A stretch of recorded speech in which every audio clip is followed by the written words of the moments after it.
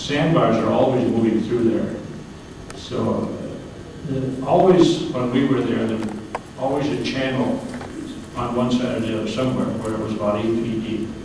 A little too much water to walk across. What were the dimensions of the ferry? The ferries, all but the last one in Caryville, 16 feet wide and 40 feet long, and 10-foot aprons. So, and 18 inches deep, so there was not much draft. You said there was a cable going across, but what was the mechanism for actually moving it across?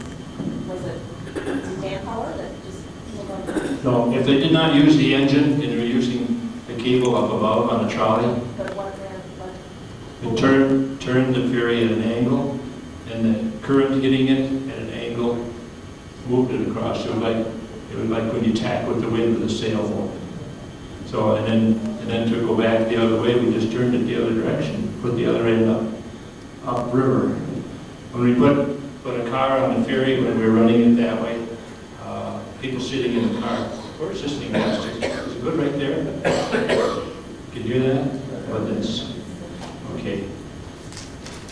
When the car would get on the ferry, we'd go on to the landing. Of course, the ferry would turn quickly, so we get one end upriver, get advantage of the current. People would sit in their cars and we'd watch it. I was going to kick out. They'd sit there and steer the car. So when we were running that way, one of the things we had to do was make sure that those front wheels were straight before we let them off. So that it turned a little bit. All right, we're going to get some of the people up here to interview a question. Just a curiosity, how many or how long would a ferry last before actually rebuilt? I don't know how old some of those ferries were. We were rebuilding it in 1954, and I think that ferry had been used as the middle ferry for 20 years or more. We were building it, or I should say, the county carpenters were building a new ferry in Caryville. And about 2 weeks before it was done, the river came up one night. And as my dad said, the river came up and the ferry didn't. So, filled up with water, and before we could get it in out of the current, it broke loose and was gone. So, at least they were going to replace it anyway. In a couple of weeks, we had a new ferry running. And that one was 54 feet long. That's 600 feet. You said across the river? How long would it take him to get across? A couple minutes. If we were running with the current, it would take longer because getting in and out of the landings, we have to push it in, tie it up, and nothing to hold it with.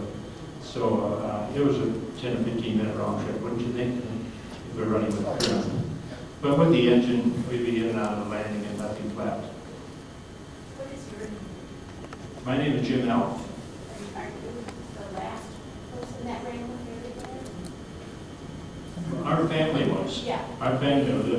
We have 3 brothers with me. Okay, because I lived on bottom, so I remember. Okay, and what was your name? I was a miller. My dad's name is Bob. And I remember when we would visit my relatives on the other side of the river, when we were on the north side of the river, we would flash the car lights for you to come down to the ferry and pick us up if you were on the other side. Did you get good service? Oh, yes. That's what we were worried about, You have lots of aunts and uncles in the Miller family, don't you? Yeah. So is your dad here today? No. Oh. Okay. Just for the cameras, for the information for the video, that I'm Jim Elf, and my dad was Bill Elf. My brothers are Art and Fred. Rod's not here today? Rod's wife Judy is here today. But we have other people here who ran the ferry. If I have enough cord, I'll get out here. And this lady here is Dorothy Bucholtz. Where did you live when you ran the ferry? No. She's here. No. That's okay. Sorry, tell me who you are, Marjorie. Ferryman. Your baby. Oh, Marjorie Apple. Yeah, and your maiden name. Books.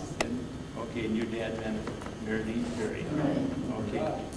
You don't remember ever running it yourself? No. Okay. No. Okay, and then we have Lyle Books Marjorie's sister, Ollie Book's son. Yes, I can very well remember when I was about 10, 12 years old riding the ferry by myself. It was quite an experience back at the time. I spent a good many nights at that little shanty with my father, because that was 24 hours a day and every day of the month. And it was quite an experience back at the time. But it was a lot of fun because we done a heck of a lot of fishing too. I'm always surprised when I hear this. People ran the ferry 24 hours a day because at Caryville we ran 18 hours a day.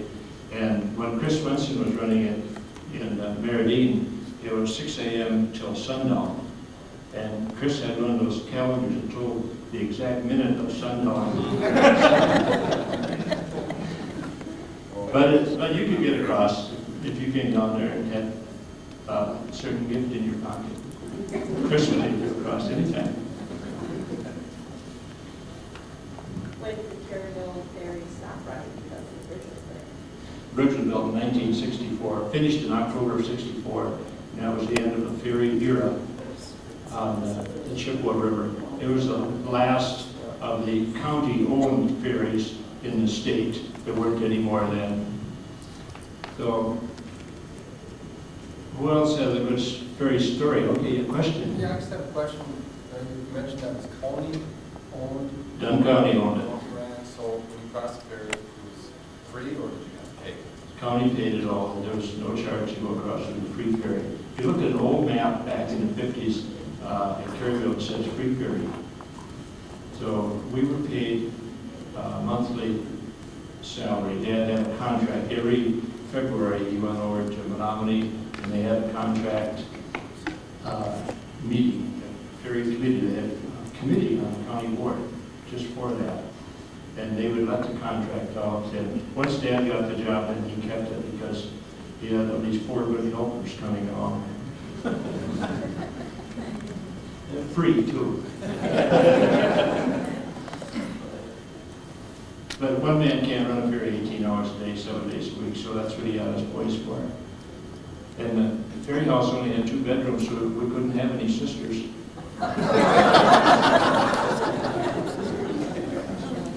Some of you remember the Caryville ferry house when it didn't have that extension on the north side. There was only a kitchen and a little tiny room. I suppose the one from here to you across, and that was the bedroom. And people lived there with a number of children. Ostruds had 3 or 4 children, I know. And where's Charlotte? Right here. Charlotte, Whitney, Cartwright. Come on up, Charlotte. And there's something important about you and the ferry house. Tell us what it is. I was born in the ferry house, as well as 2 of my sisters, so you know how cramped we were. My dad ran the ferry about 7 years, is all. And I was too young to remember it, but I know that there was a beeper in the house, and there was also a beeper on each side of the river. And anytime anybody wanted to cross, all they had to do was push that beeper, and my dad had to get out there. You had 7 kids? Not then. Tell us your dad's name. My dad's name was Jim Whitney. Thank you, Charlotte. Greta, come on up for a minute. Greta Sabatka is the former Greta Bauer who lived on Meridine. She can tell you how she happened to become the ferry operator in Meridine. You should have put Eileen and Dorothy first, because they were driving it before me and Belle. But I have to tell you, yesterday Tootie and I went over to see Herbie Robertson. And of course, like you said, Chris Swenson drove the ferry. And we were trying to find out if we could find any more out about Meridine or the ferry or anything. And he said, you know what? He said, when Chris was driving the ferry, you know, I had a girlfriend over in Menomonie. Chris would let me take the ferry over.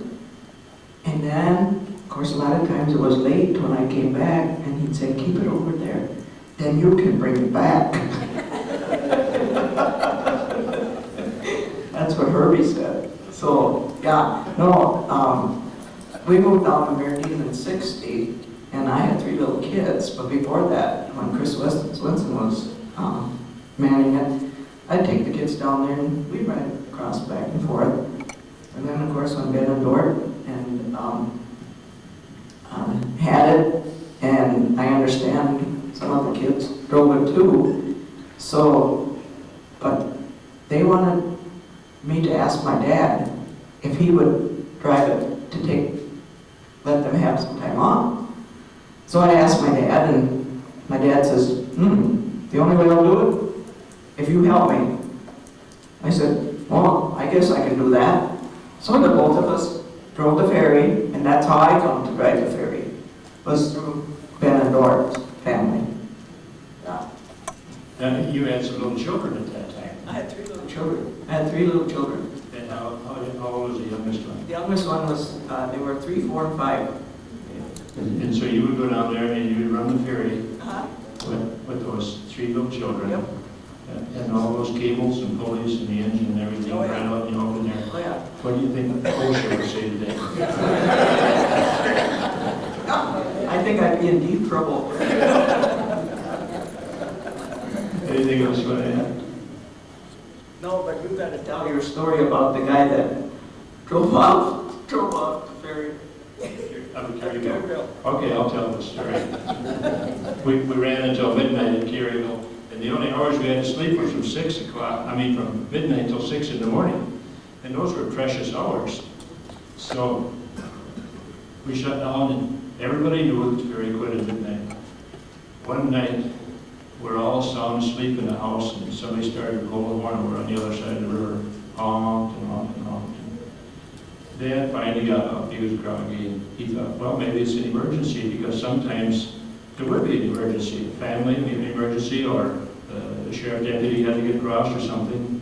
So he got up, he put on his clothes, and trudged down the bank and took the ferry across. The guy drove the car on the ferry. And it was summertime, he had the window open, and Dad said, what's going on tonight? And when the guy answered him, he could tell it was just a wave of booze. Just an old drunk. I know his name, but I'm not going to say it today. But I'm going to put it in the book. But that made Dad mad. He was losing that sleep because this guy was drunk. And so he said, mister, he says, this is going to cost you $1. And the guy says, well, you can just take your $1 and you know what you can do with it. And he put the car in reverse and backed off, not realizing the ferry had already left shore. As long as Dad could talk, he said that was the most beautiful, tall plume of water I'd ever seen. The car doors opened up. There were 2 guys. It was the driver and his friend from California. And they got out and they sloshed up the hill, and Dad went back to bed. In the morning, called the sheriff. He said, there's a car in the river down here. He says, come on down. So Clarence Walters, the sheriff, came down from Menomonie and found them sleeping in a haystack. But they were kind of sobered up then. So Dad had said, what are you going to do with the guys? Well, he said, nothing I can do now. He said, they're sobered up. But he said, I know who is the most expensive record driver in the mountains. That's who all know. I talked to Art Alpha a little bit. Art is the last of the Alpha boys. Nobody on earth has run a ferry across the Chippewa River since Art did. He's a living relic. So. What was it like running a ferry, Art? Oh, it was pretty good. There's a lot of things that happened that you don't see these days. One particular time, I was running the ferry, and it was back in '57, I believe. I was probably 13 years old. 20 minutes, he said. And a new car drove on, and usually when they drove onto the ferry, why, the first thing that happened is they roll their windows down, they want to talk, they want to know how the fishing was, what's the river doing, a multitude of things. This car drove on, the windows went up, and they had air conditioning. So they wanted to stay cool. Well, for a while they were cool. Anyway, they drove up, they stopped. I started going, got out in the middle of the river.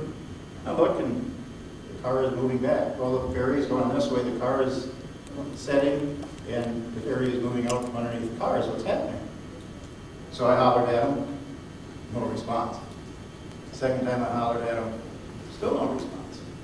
So by that time they were back, their wheels was right on ready to go onto the apron.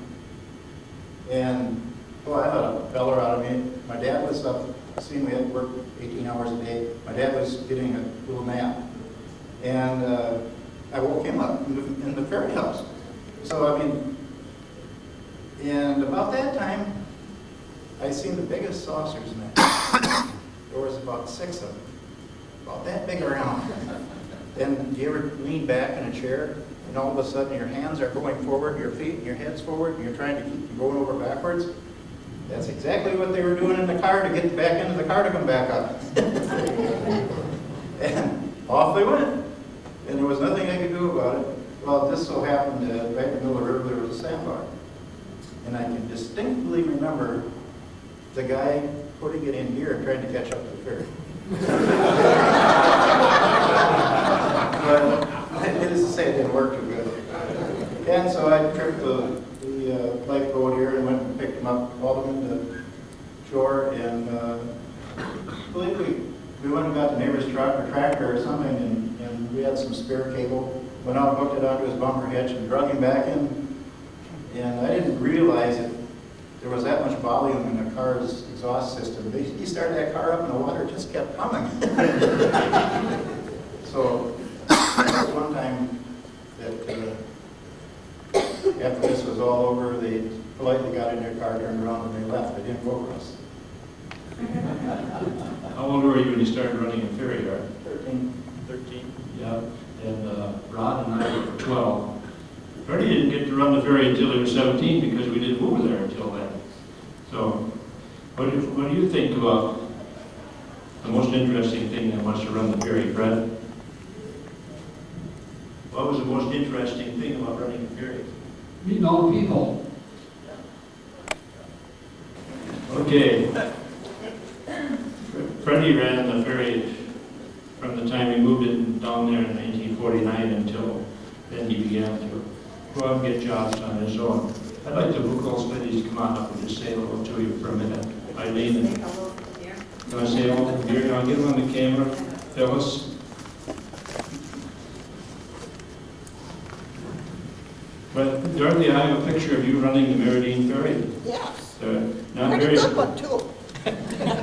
there are not very many ladies who ran the ferry on the Chippewa River. Oh, So- is that right?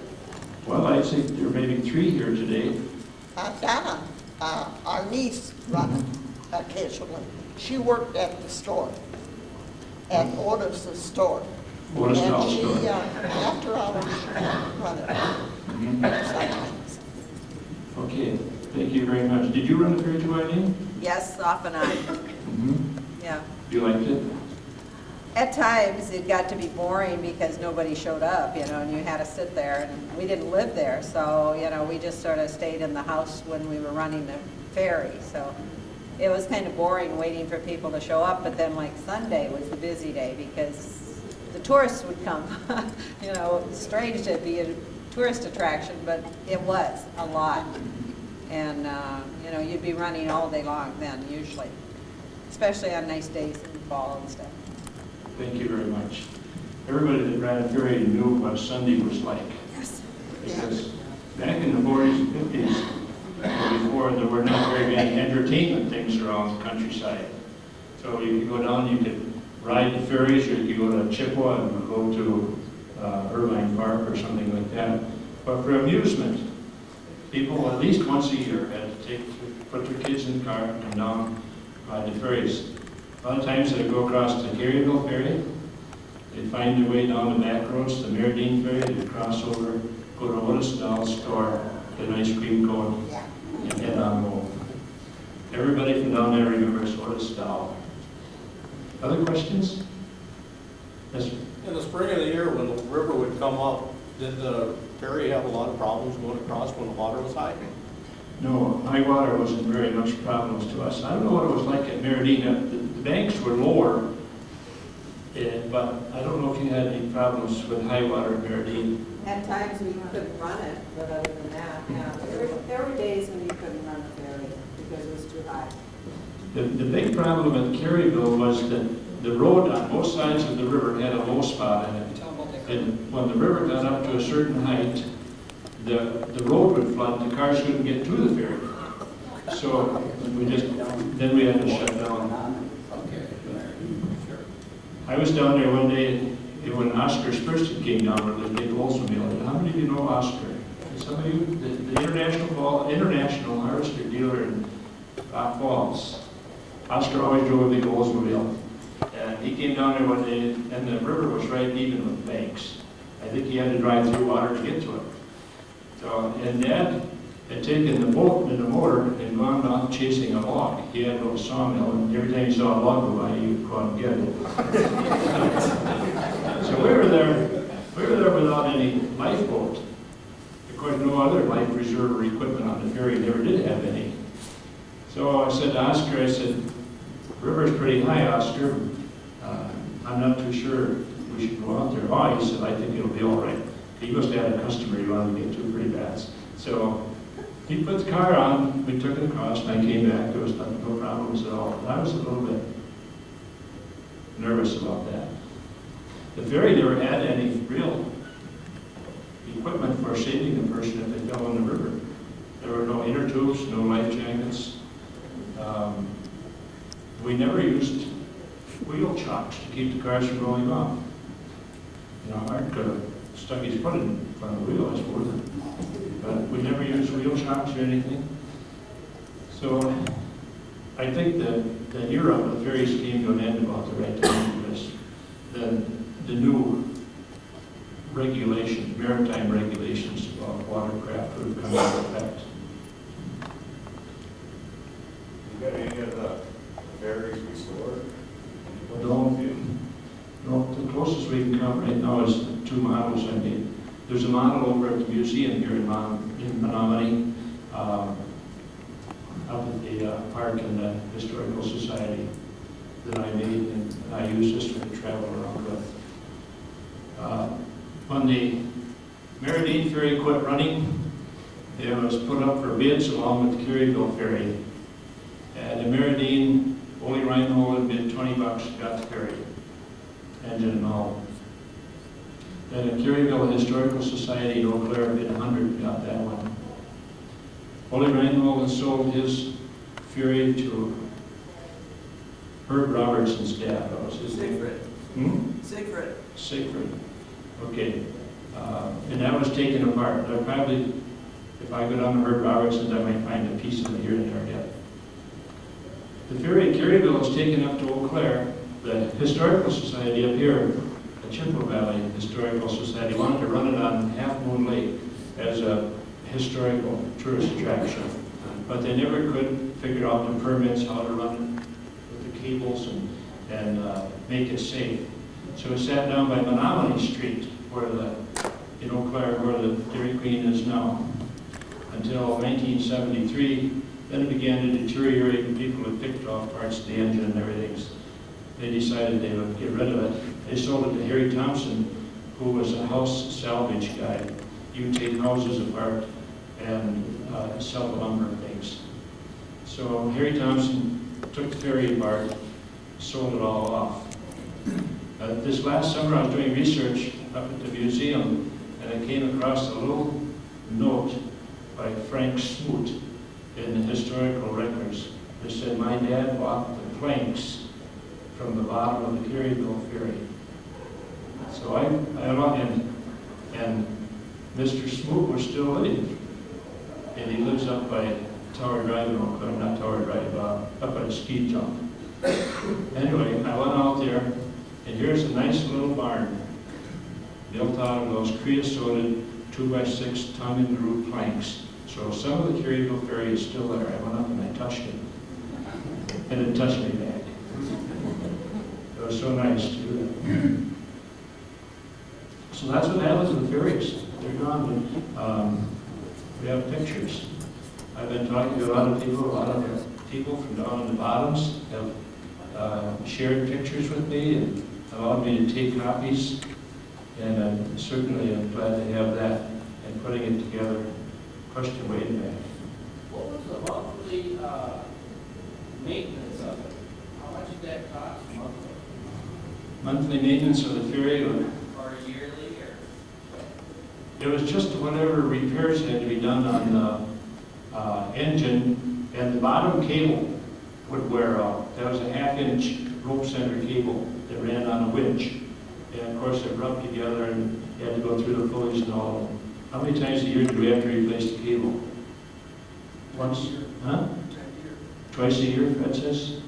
Fred is our expert. He has the best memory of all of us about things. So when I ask him a question, he comes up with it right now. So that was about it. The cable on the bottom. The operating of it, the gas and oil, Dad had to pay for that. All ferrymen had to pay for your own gas and oil, didn't you? Yep, you did. That was part of the contract. When we came to Caryville in 1949, Dad was given a contract for $260 a month for 18 hours a day, 7 days a week, and he had to buy his own gas and oil. So that was quite a bit of the cost was borne by the ferryman, isn't it? Are there any of the ferry houses that are still standing anywhere? Ferry house in Caryville is still standing. If you go down to Caryville, where the bridge crosses the river, the boat landing on the north side of the river is the old ferry landing. That's still there. Is that being preserved then? That's being preserved. The Sportsman's Club for Rock Falls has now put a nice parking lot there, so people can use it as a boat landing. They have room to get around. And if you go to Meradine, where the ferry was there, there's still the concrete foundation from the little ferry house, the last ferry house that was built. They built a new ferry house for Chris Swenson. He was a bachelor. In the 50s, wasn't it? I was still old. In the 50s, they built a little one-bedroom ferry house for Chris, and he lived right there. And before that, he lived in a kind of what you call it, like an old garage that had been converted into a little house, I think. But that was so low that when it flooded, it would get water in it. And Chris told me one time about he woke up in the morning and the river had come up, and it was right underneath his mattress. He said, I just swung my feet off, stepped in the river, and went to work. Yeah, but it was awful handy fishing when you'd wake up in the morning and you just dangle your line over the side of the swamp. Fish in your own living room. They're doing that in New Orleans. What more subject were we on? Gene? How many months of the year, or weeks out of the 52 years would the ferry run? Generally, the ferry went in March sometime, and we could run well into November. I remember taking cars across Christmas Day, but not too often. So March till the end of November is generally the time. So was your dad paid for those months that the ferry didn't run? He got paid every day the ferry was in. Yeah. Just when it was in? This one was in. Yeah, he would have to take a job doing something else in the wintertime. Yeah. Yeah. Yes. The ferry house that was in Meradine is now down below Meradine. Suki Jemmy bought that. He got it as a little cabin down below Meradine now. Yeah, the little ferry house in Meredith, Suki and Valerie Jevney They got that. have it for a cottage. Yeah. Mm-hmm. The Jevneys are people from Meredith. Yeah. That's a familiar name down there. Mm-hmm. Tell me something more about Otis Dow. There's a lot of good stories there. What do you know about You tell me he always wore a wool vest. Is that right? Yes, yeah, it? no matter how hot it was. And he rolled his own cigarettes. Yeah, rolled his own All cigarettes. the little cigarettes. And he had a candy counter. You Had a talking candy about counter there. Otis Dow, Jim? Mm-hmm. Is that what you said, Otis Dow? Yeah. I don't know if any of you folks remember, but I can very, very well remember when I was a kid going to Meradine School. Anytime Otis had to run over to his house or anything like that, every time he'd run over there for a message, he'd always leave this note on the door. Be back in 2 jerks. 1 jerk's on his way already. Real backwoods humor. And that was the place for the ice cream cones. Place for ice cream. How many kinds of ice cream did they have? He didn't have only 1 or 2, wasn't it? I think he had vanilla and chocolate and then one other kind, One other kind? strawberry or cherry or something like But that. he would vary it from one week to the next, whatever Yeah. he had to get in, yeah. Yeah. I was talking to someone down in Meredith, talking about fishing in the old days, and the new term came up, something I'd never heard about before, a fishing technique or fishing tackle called DuPont spinners. Anybody figure out what a DuPont spinner is? DuPont was a manufacturer of dynamite. Somebody told me about that, but I don't remember what it was. I won't confess. But that was really backwater places. Down below Meredith, a lot of little potholes held water after the river had been up and flooded. So, anybody here remember going out to the island? Who remembers anything about Happy Island? There was a ferry that went to Happy Island before there was one at Caryville. Caryville didn't start running a ferry until 1910. But on the island, there were sawmills back in the lumbering days in the 1880s and 90s. And people gravitated toward that. They came there to work on the sawmills, and then they bought land, and eventually there were 6 or 7 farms out there. So every year, of course, they got flooded out. And eventually, Dunn County got tired of coming down there and rescuing them twice a year. So they bought up all the land in the end and moved everybody off. But if anybody says anything about Happy Island, that's about halfway between Caryville and Meredith. And there was a ferry there called the Middle Ferry, also known as the Old Meredith Ferry. And nobody knows anything about the Fairplay Ferry. Anybody ever heard of it? I was talking to John Russell this morning, the best historian in Dunn County. He asked me about Fairplay Ferry, so I guess there's not much known about it. We know where it was, but it was probably the first ferry. The first ferries across Chippewa River likely were operated by the lumber companies for their own convenience. Eventually, they turned operations over to the Dunn County. In 1894, I believe it was, one of the lumber companies gave the Evangelical Lutheran Church at Springbrook a ferry. And that's how a Lutheran church happened to be the owner of a car ferry or a wagon ferry until 1943. They ran it because they had a church out on the island. I have a picture of it here. If you come up and look at my pictures of the Lutheran church on the island sitting at an angle like this because it had flooded. And on Happy Island it had flooded and the church was undermined. That church was torn down and moved up to Rock Creek in about 1917-18. Yeah, Charlotte. They had an auction, didn't they, and sold off those buildings on the island? I believe so. My dad bought a grain there, I think it was. Okay, I'm going to go over and talk to Lila a little bit. But when the Brooks family moved up to Ferry Street in Eau Claire, Lyle was living next to a man, Lyle, and who bought some of those buildings, and he can tell you about how they went. Well, I very well remember it was in 1944 after we moved to Eau Claire. And the guy, his name was Bill Lowry. He lived right next door to my mother and father at the time.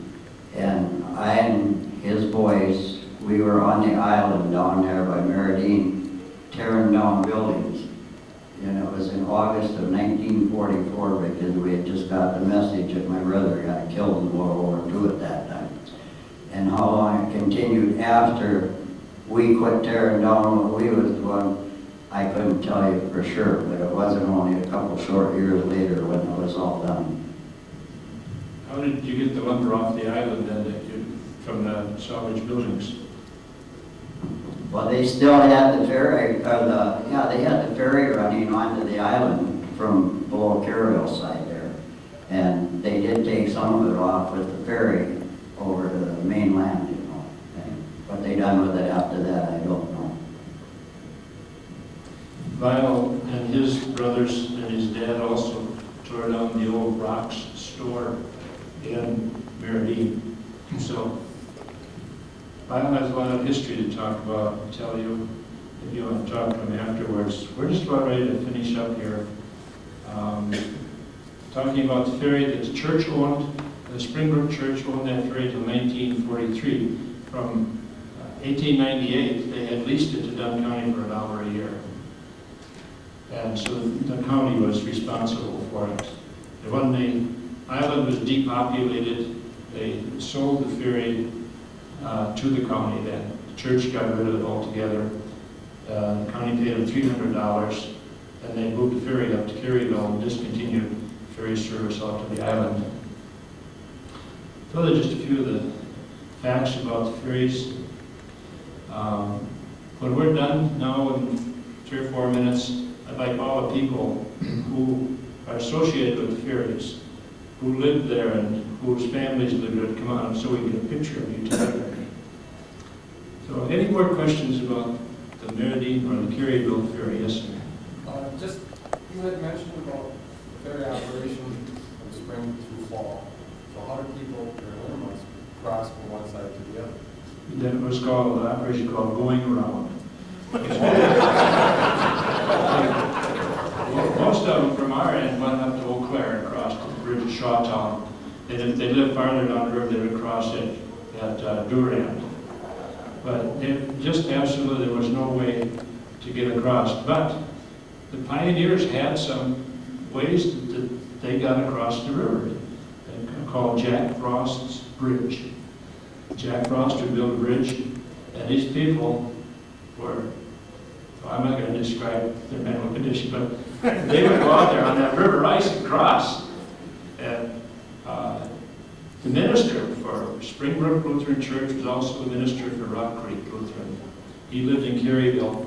And in the wintertime, he would often come down there on skis, and he would carry a post, a little pole, and he would thump the ice ahead of himself and cross the river on that ice.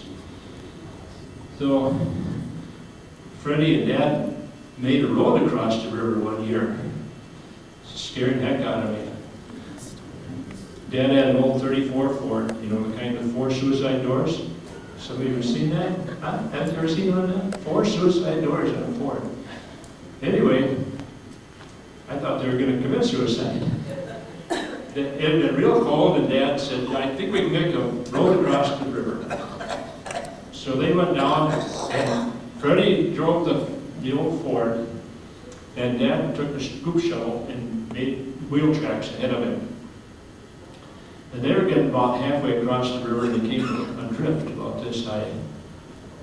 And Fred told me later how it happened. But he said to Dad, he said, you don't have to shovel all that snow. He said, I'll just back up till you run for it. So he backed up. I was watching out the window of the house, just sweating. Fred took a drive for that drift, and he hit it hard. What he didn't know was when the river froze up, a flow of ice had frozen about a foot high. He hit that flow of ice in that drift with that old Ford, and the front end went about 6 feet up in the air. And I thought, there goes Freddie.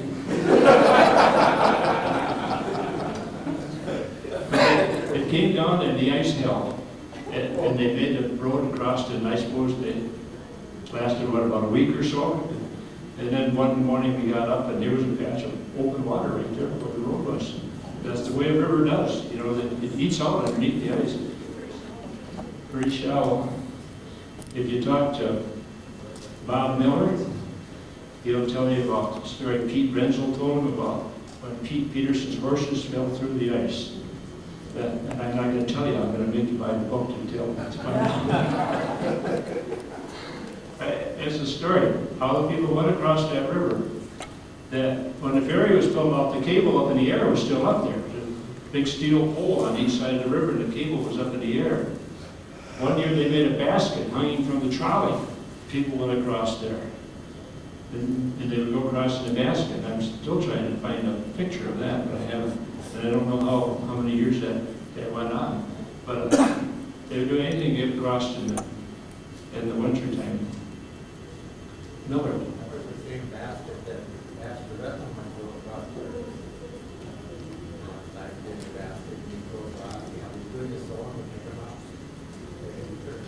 Yeah, remember that one, Julius Owen picked them up on the other side. Now the cable, the big cable up in the air sloped down, of course, you know, like a cable would, then it came up the other side. I don't know how they got, after you got to the middle, there was a rope all the way across then. Well, anything to get out of driving around real quick. I suppose the church services were kind of close together too, and it takes time to walk the whole car back on the rock walls. Well, we're going to wind it up. One more question, anyone? Yes? What about Meridian for the hunt? They had a Boy Scout camp there. Was that Who can tell them about the Boy Scout camp? Was that on the island? That was across Across from it. Okay, what was you want to know about it? I don't know when did they start that? Or we still see some of the buildings there. You know, I don't know.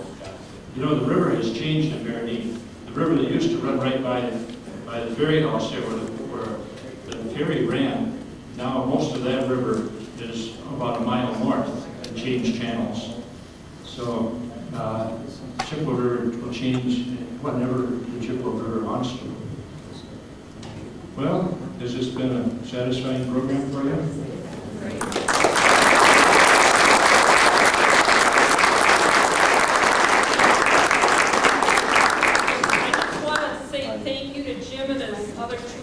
For sharing the story of the Caryville ferry. I'm sure he has, and I know he does, because I watched his presentation earlier. I think last summer it was, we had Jim over here. And he has hundreds of stories. Again, I'm sure he's going to be writing a book. Feel free to come up, look at any of the photos, talk to these two gentlemen. What I'd like to remind you to do is fill out your green evaluation sheets. You can just leave those at the front table as you entered. Also, do we have all the slips and everything? We'll be doing the door prize drawings right now. Lunch will be served in this area right over here, and feel free to just stay for a few minutes. We'll do the drawings very quickly. And again, thank you for attending.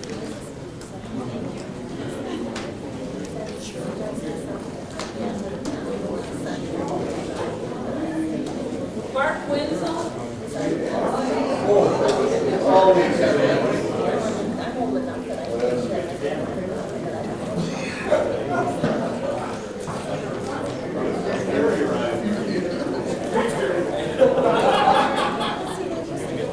All the ferry people come on up and get a picture about the model. All the sequences and books. Dean Zelkin.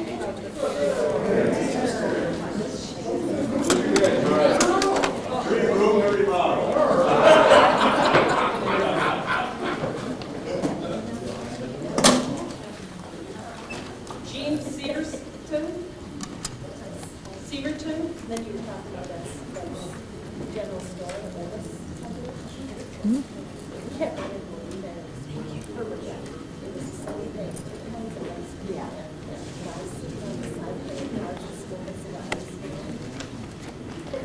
Lee Knudsen.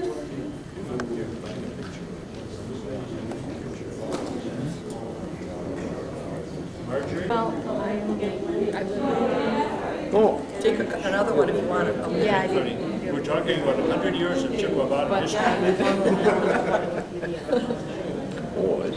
We'll get this crowd back together again for a long time. Yeah. Special years. Do they still do that? I don't know. Yeah, like special bowls.